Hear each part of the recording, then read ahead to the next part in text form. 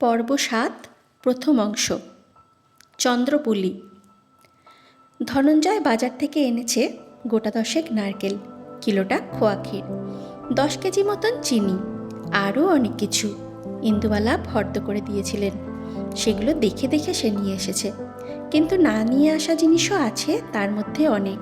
যেমন ইন্দুবালা ফর্দে লেখেননি ছোট এলাচের কথা, সেটা মুখে বলে দিয়েছিলেন, ভুলে গেছে ধনঞ্জয়। জোয়ানের কথা বলেছিলেন, একবার নয় অন্তত বার তিনেক, সেটাও আনেনি। একটু দাঁড়িয়ে গেলে এগুলোও সব লিখে দিতে পারতেন ইন্দুবালা, কিন্তু সেই সময়টাও ধনঞ্জয় দেয়নি। তাড়াতাড়ি বাজারে বেরিয়েছে সে, নেশায় টান পড়েছে যে তার। আগের রাত থেকে গুড়াকো ফুরিয়েছে, কাজেই তখন তার প্রাণ সংশয়ের অবস্থা। দিনে অন্তত বার আষ্টে গুড়াকো দিয়ে দাঁত না মাজলে তার মেজাজ ভালো থাকে না। সকালে উঠে কৌটো কেখে যতটুকু পেয়েছে তাতেই কাজ চালিয়েছে, কিন্তু যত বেলা বেড়েছে তত মনে হয়েছে হাত পা যেন চলতে চাইছে না, আর মাথা ঝিমঝিম করছে। এইসব কাটাতেই ধনঞ্জয় তাই বার দুয়েক জর্দা খেয়েছে, উল্টো দিকে ভুবনের পানের দোকান থেকে কাঁচা সুপারি খেয়েছে, কিন্তু কাজের কাজ কিছুই হয়নি। গুড়াকুর নেশা বেড়েছে বই কমেনি, তাই কোনো মতে সে মায়ের কাছ থেকে ফর্দ নিয়ে দৌড় লাগিয়েছে বাজারের দিকে। এদিকে ইন্দুবালা যে সমানে বলে চলেছেন আরও কি কি আনতে হবে, কি কি লেখা হয়নি খাতায়, সেগুলো কিছুই প্রায় কানে ঢোকেনি ধনঞ্জয়ের। যেন হাওয়ায় ভেসে বেরিয়েছে সে। ফল হয়েছে মারাত্মক। ভুলে যাওয়া জিনিসপত্রের তালিকা অনেক, তার মধ্যে আছে ছোট এলাচ, লবঙ্গ, জোয়ান, গোলমরিচ, আরও কত কি। এদিকে বয়স বেড়েছে ধনঞ্জয়ের, ইন্দুবালারও ধিকি ধিকি করে অনেক। দুজনের বাকযুদ্ধ শুরু হলে থামানোর কেউ নেই। রান্নার কোনো জিনিস কিনে আনতে ভুলে গেলেই ইন্দুবালা প্রচণ্ড রেগে যান। তার হাতের কাছে সব ঠিকঠাক মতো থাকা চাই, রান্নার সময় এটা নেই ওটা নেই তিনি একদম সহ্য করতে পারেন না। এই নিয়ে সকালে ধনঞ্জয়ের সাথে এক প্রস্ত কথা কাটাকাটি হয়েছে, ছোটোখাটো ঝগড়াও। সপাটে ইন্দুবালা বলে দিয়েছিলেন, মুখের উপর কথা বলবি না ধনা। এটা যে কতবার দিনে বলেন, আর কতবার যে নিজেই ধনঞ্জয়কে ডেকে কথা বলেন তারই অত্যা নেই। প্রত্যেক দিন নিজে খেতে বসার আগে এখনো পর্যন্ত ধনঞ্জয়কে খাওয়ান। হ্যাঁ, নিজে বসে থেকে। সবার খাওয়া হলে তারপর ইন্দুবালা ভাত নিয়ে বসেন। আজকাল খাবারেও রুচি নেই, ভালো লাগে না কিছুই। সব কিছু ফেলে রেখে এক দলা আচার দিয়ে কোনো মতে ভাতগুলো খান। এইসব ধনঞ্জয় জানে না, জানলে আর রক্ষে থাকবে না। ইন্দুবালার ভালো মন্দ সব কিছুর উপর প্রচণ্ড নজর ধনঞ্জয়ের। একটু এদিক ওদিক হলেই ছেলেদের ফোন করে মাথা খারাপ করে দেবে। তারাও ধনাদা বলতে প্রাণ। এতকাল একটা লোকের থাকা মানে বাড়ির সাথে বংশের সাথে শিকড় গজিয়ে যাওয়া। নিজের সন্তানদের থেকেও বেশি বিশ্বাস আর ভরসা করেন ইন্দুবালা তাকে। তবুও কথা কাটাকাটি, ঝগড়া, কথা বন্ধ হয় দিনে বেশ কয়েকবার, না হলেই বিপত্তি ঘটে। ধনঞ্জয় বারবার তখন জিজ্ঞাসা করে, হ্যাঁ গো মা, তোমার শরীর ঠিক আছে তো? বড় খোকাকে ফোন করি, ডাক্তার আসুক, ডাক্তার ডাকুক। এর উত্তরে ইন্দুবালা মুখ ঝামটা দিলে ধনঞ্জয় ভাবে, না, বুড়ি ঠিক আছে, সুস্থ আছে, কোনো অসুবিধে কিচ্ছু নেই। পুজো এলেই ইন্দুবালার মন ভালো থাকে না, কেমন যেন খিটখিটে হয়ে যান। পই পই করে ধনঞ্জয় বলেছিল, খুকি ডাকছে এত করে, ঘুরে এসো। ইন্দুবালার একমাত্র মেয়ে ইতু থাকে ব্যাঙ্গালোরে। এই বছরই তাদের সেখানকার পাঠ উঠবে। জামাই চলে যাবে ইউক্রেনে। মেয়ে তার ছেলেপুলে নিয়ে এসে উঠবে দিল্লির শ্বশুরবাড়িতে, তারপর সেখান থেকে সোজা স্বামীর কাছে। তাই ওরা বারবার বলেছিল একবার আসতে, বিশেষ করে জামাই সুকান্ত। একবার আসুন মা, অনেক দিন আপনার সাথে দেখা হবে না, আবদার করেছিল। ছোট খোকা ধরিয়ে দিয়েছিল হাতের ফোনটা, সেখানেই তিনি ভিডিও কলে দেখতে পাচ্ছিলেন জামাইকে, খুকিকে, তাদের ছেলেপুলেদের। সবাই চাইছিল ইন্দুবালা যেন ওদের ওখানে যান, একটু থেকে আসেন ওদের সংসারে। খুকি কেঁদেছিল, সেই কবে বিয়ে দিয়েছ, একবারও দেখতে আসনি, এবার বাইরে চলে যাচ্ছি, আবার কবে দেখা হবে। শেষ করতে পারেননি কথা খুকি। ইন্দুবালা খুব শান্তভাবে বলে দিয়েছিলেন, এবার ছুটি দে না তোদের মাকে, আর ধরে রাখিস না। এই তো তুই, ছোট খোকা বড় খোকা সবাই কেমন মিলেমিশে আছিস, সেভাবেই থাকবি, আমাকে ছেড়ে দে। খুকি এরপরে একটুও কথা বলতে পারেনি, তার কান্না আরও বেড়েছিল। জানতো তার মা কোনো দিন আসবেন না তার কাছে, দাদাদের কাছেই যায়নি, তার কাছে আসবে কেন? কিন্তু এবার যে চলে যাচ্ছে সে অনেক দূর। হুট করে মায়ের কিছু হলে আসতে তো 3 দিন চলে যাবে। ফোন রেখে দেওয়ার পরে ছোট খোকা সুদীপ বেশ কড়া করেই বকে দিয়েছিল ইন্দুবালাকে। একমাত্র 3 ছেলে মেয়ের মধ্যে সুদীপই একটু শাসন করে ইন্দুবালাকে। বিভিন্ন সময়ে নানা ঘটনা ঘটলে, মনোমালিন্যের চূড়ান্ত পর্যায়ে পৌঁছালে, দাদা বোন যখন কেউ পারে না সামাল দিতে মাকে, তখন সব শেষে আসে সুদীপ। ছোট খোকা এসে বেশি কিচ্ছু করে না। হোটেলের রান্নাঘরে একটা মোড়া নিয়ে চুপ করে বসে থাকে গ্যাট হয়ে, শুধু নজর রাখে ইন্দুবালাকে, পুলিশ ইন্সপেক্টরের মতো। যদিও অনেক ছোট থেকে সে তার দাদা বা বোনের চেয়ে এই ঘরে কাটিয়েছে অনেকটা সময়, রান্না করতে ভালোবাসে সুদীপ। মায়ের অনেক রান্না তার জানা। বাড়ির লোকজনও বেজায় খুশি হয় তার রান্না খেয়ে। অনেকে বলে ইন্দুবালার রান্নার হাত নাকি সে ছেলেই পেয়েছে। এই ছেলেই পেয়েছে। একটু বড় হওয়ার পরে সুদীপের খুব ইচ্ছে ছিল হোটেল ম্যানেজমেন্ট নিয়ে পড়ার। ইন্দুবালা সেসব হতে দেননি। কে যেন তার মাথার মধ্যে ঢুকিয়ে দিয়েছিল ভালো করে পড়ে সরকারি পরীক্ষায় বসে বাঁধা চাকরির কথা। হয়তো কালেক্টর অফিসের বাবুদের দেখে তার মাথায় আসতে পারে। কাজেই সুদীপকে সরকারি পরীক্ষায় বসতে হয়েছিল, চাকরি করতে হয়েছিল মার কথা শুনেই। 3 ভাই বোন কেউই মায়ের অবাধ্য ছিল না। তারা একটু সময়ের জন্য মাকে কষ্ট দেয়নি। যা বলেছেন ইন্দুবালা তাই করেছে। এমনকি বিয়ে দিয়ে আলাদা করে দিলেও মুখে কিছুই বলেনি। কিন্তু সুদীপ তাও মাঝে মাঝে এসে গায়ের উপর পড়ে থেকেছে, হম্বিতম্বি করেছে। আরও 2টো বেশি কাজের লোক রাখতে বলেছে। টেবিলগুলো সানমাইকা দিয়ে ঠিক করতে বলেছে। মিস্ত্রি নিয়ে এসে বসে থাকলেও ইন্দুবালা নিজের হোটেলে তাকে নাক গলাতে দেননি। তিনি জানেন ভালোবেসেই করছে সে। তবুও তার রক্তরা যেন এই ছেনু মিত্তির লেনের মায়ায় জালে না জড়ায় আপ্রাণ চেষ্টা করে গেছেন। আর তত 2 ছেলে মেয়ে সবাই খুঁজে বেরিয়েছে তাদের চিলেকোঠা, আচারের বয়াম, নিচে রান্নাঘরে ঝুড়ি চাপা দেওয়া মাছের ডিমের বড়া, মায়ের কাঠের আলমারিতে থরে থরে সাজানো নাড়ু, নিমকি, কুচো গজা। এর থেকে তাদের যে নিস্তার নেই। সুদীপ মোড়াটা এগিয়ে আরও উনুনের ধারে নিয়ে এসেছিল। দাও দেখি মোরলা মাছগুলো ভাজি। ইন্দুবালার প্রচণ্ড অস্বস্তি হয়। বাইরের কাপড়ে স্নান না করে তুই রান্নাঘরে বসিস কি করে? সুদীপ বলে, যাই তাহলে স্নান করে আসি, রান্না করতে দেবে তো? ইন্দুবালা বলেন, কখনো না, নিজের কাজ করোগে যাও।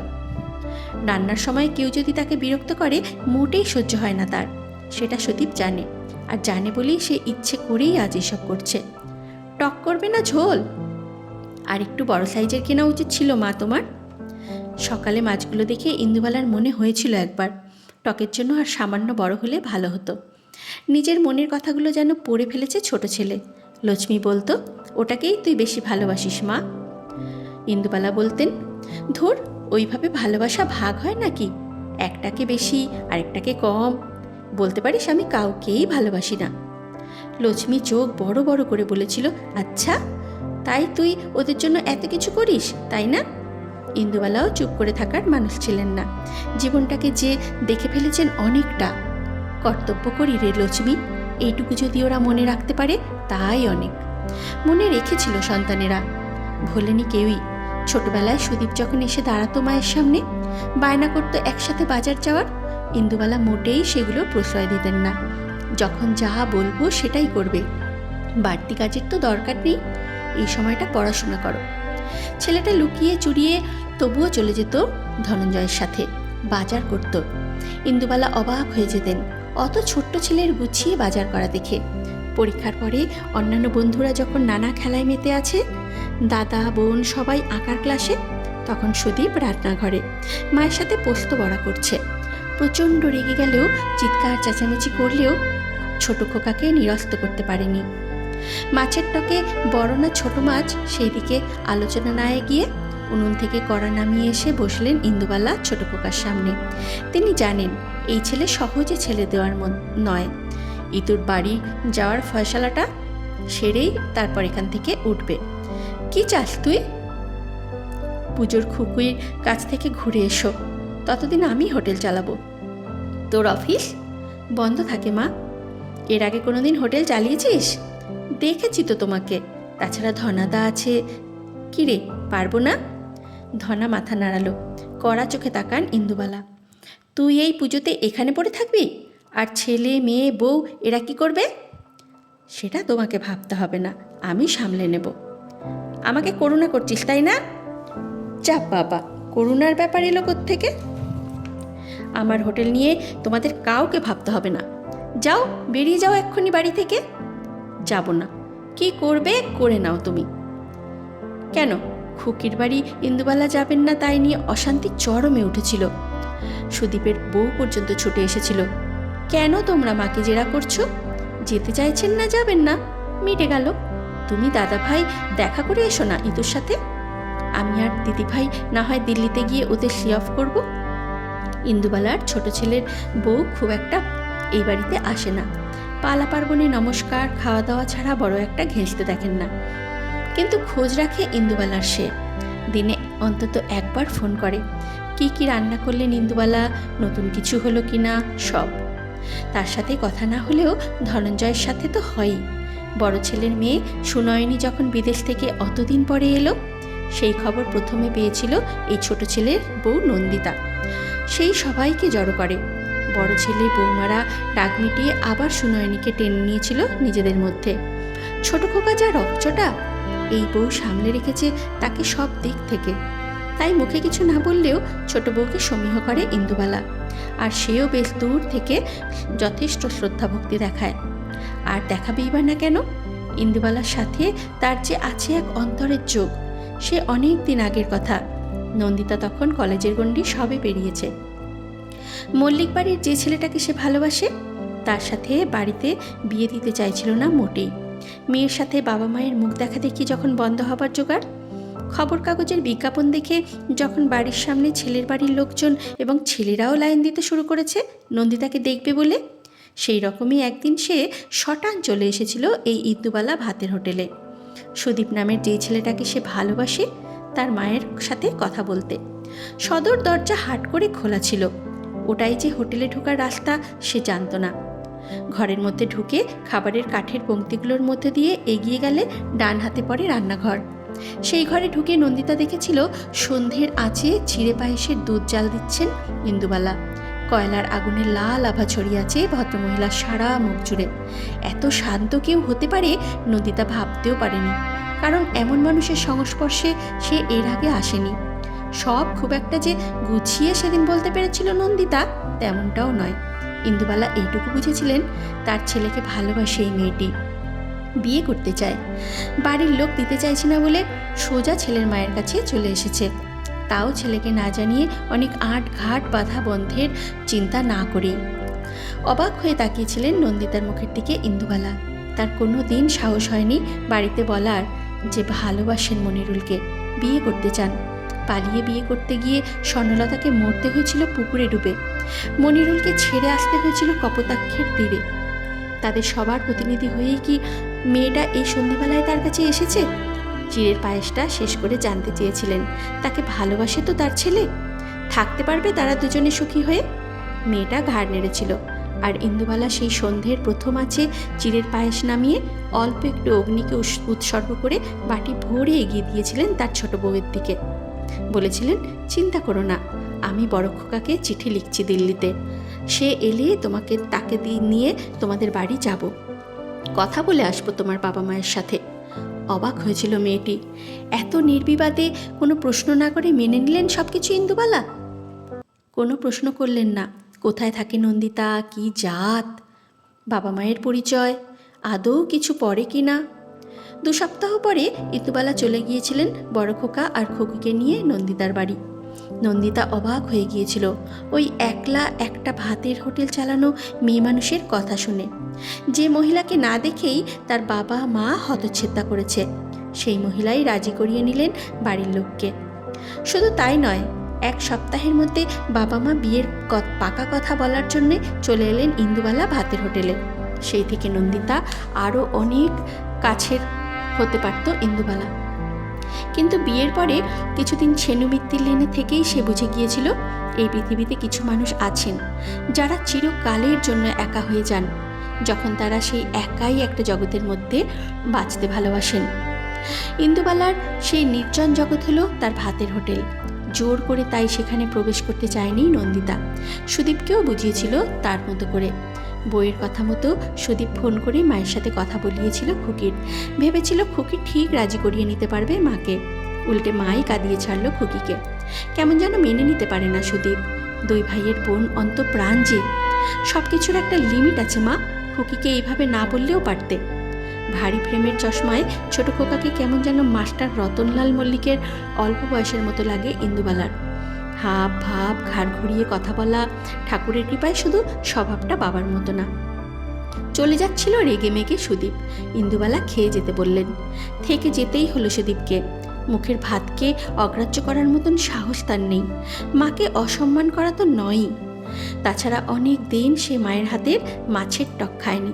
ছোট ছেলে এসেছে বলে ইন্দুবালা সেদিন জম্পেশ করে রেঁধেছিলেন মুড়িঘণ্ট। সুদীপ বড় ভালোবাসে যে। গরম মশলার হালকা গন্ধ ছড়িয়ে পড়েছিল সারা ঘরটা জুড়ে। আসন পেতে বাবু হয়ে বসে খেতে ভালো লাগে সুদীপের, যদিও বাদ ধরতে শুরু করেছে তারও। রান্নাঘরের মেঝেতে থালার পাশে যখন বাটিগুলো সাজিয়ে দিলেন ইন্দুবালা, চোখে জল চলে এলো ছোট খোকার। খেতে খেতে বিষম খেলে বার দুয়েক। 60 বলল তার মা।